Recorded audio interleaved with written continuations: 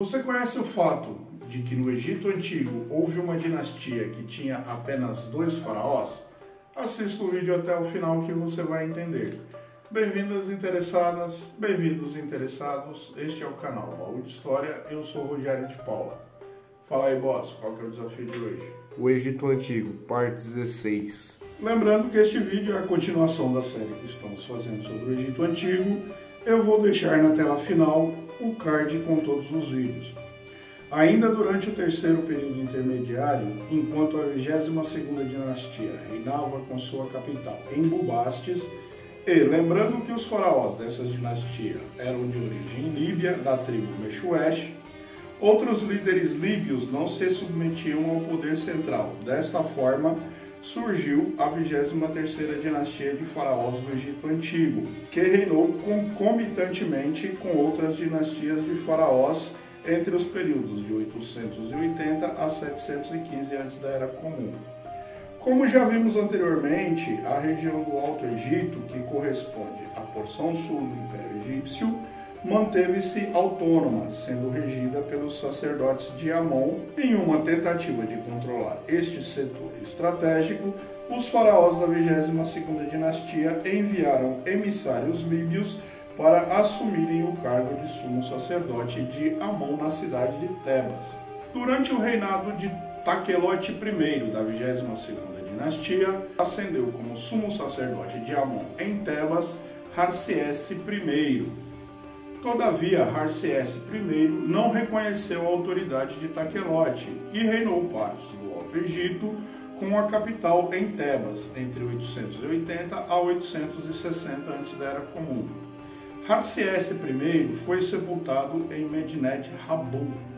Muitos historiadores defendem este período como o início da 23ª dinastia. Entretanto, o que consolida a presença da 23ª dinastia como poder estabelecido no Egito é a revolta do príncipe Pedobastes I, que reivindicou o título de rei e estabeleceu sua capital na cidade de Leontópolis, como tendo reinado entre 829 a 804 a.C. da Era Comum. Todavia, não conseguiu estabelecer sua corte, tendo enfrentado uma longa guerra civil contra Taquelote II e Osocor III. Este conflito foi registrado nas paredes do Templo de Karnak e recebe o nome de Crônica do Príncipe Osocor. Não se sabe se Bubastes foi sepultado, e alguns poucos objetos, como o torso de bronze de Pedobastes, está em exposição no Museu Calouste Gulbenkian, na cidade de Lisboa, em Portugal. Durante o reinado de Pedobastes I, ele teve um corregente que também reinou entre 829 a 804 a.C. da Era Comum, chamado Luput I. E a principal fonte de sua existência é uma inscrição no teto do templo de Khonshu, em Karnak. Com o aumento do poder de Pedobastes I, ele se tornou sumo sacerdote de Amon em Tebas.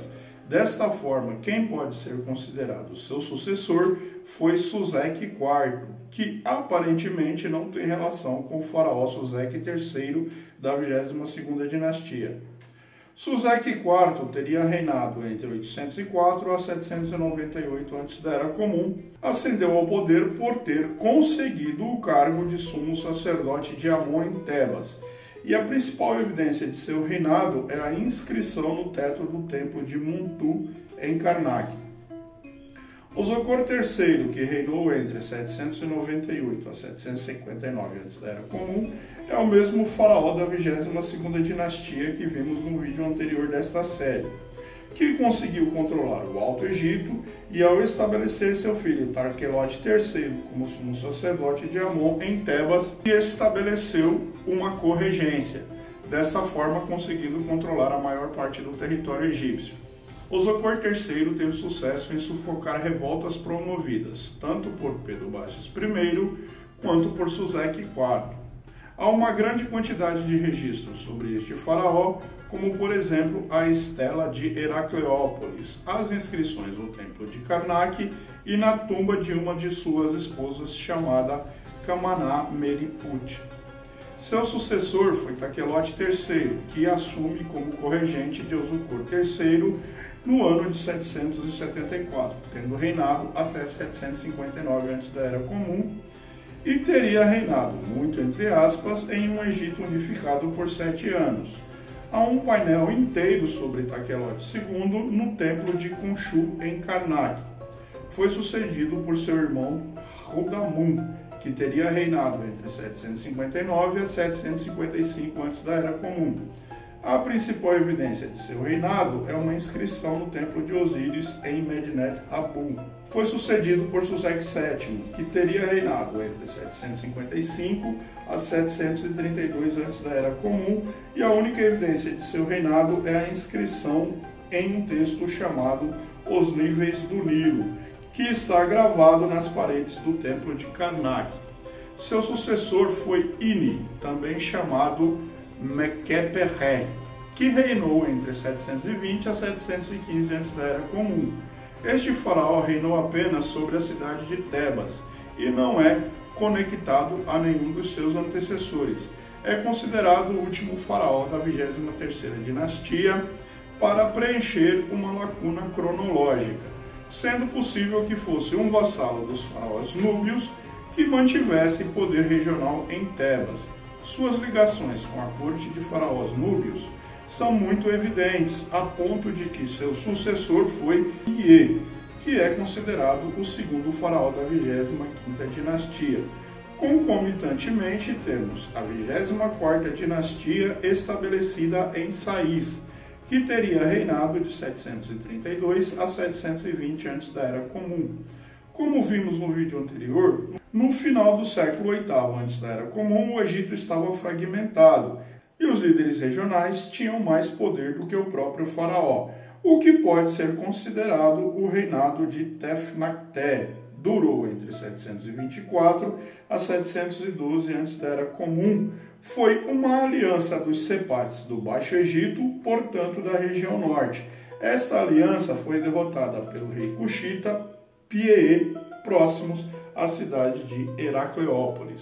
Os Cushitas não executaram os líderes da rebelião e Tefnekte continuou como Sepate em Sais, onde foi sucedido por seu filho Bocores, que reinou entre 717 a 712 antes da Era Comum, sobre o qual há muito poucas evidências, sendo a principal os textos do funeral do touro de Apis.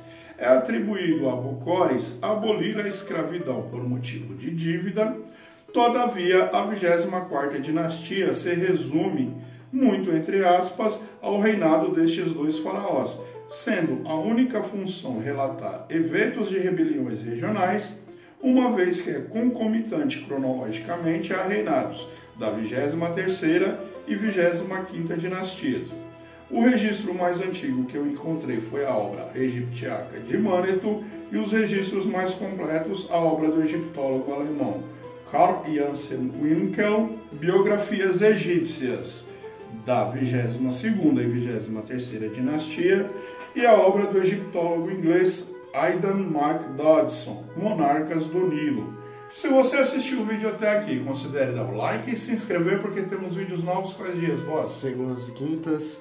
Comente embaixo, me diga se você conhecia esta curiosidade, principalmente o fato da 24ª dinastia corresponder ao reinado apenas de 2 faraós. Fiquem à vontade para acrescentar as informações que considerarem pertinentes. Eu vou deixar na tela final um card com outro vídeo que talvez você goste e a playlist completa com os vídeos dessa série sobre o Egito Antigo. Muito obrigado a todos. Até a próxima.